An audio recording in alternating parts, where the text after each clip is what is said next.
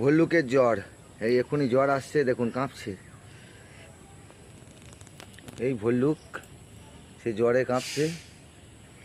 আরও রয়েছে দুটো, এখনই জ্বরে পড়বে।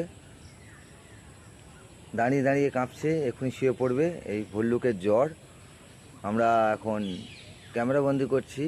এই ভল্লুকের জ্বর, দেখি ওর আর যে সঙ্গী আছে সে আসে কি না জ্বর থেকে একে বাঁচাতে বা চিকিৎসা করতে। দেখা যাক। এ তো প্রচণ্ড জ্বরে কাঁপছে, এখনই ডাক্তার ডাকতে হবে।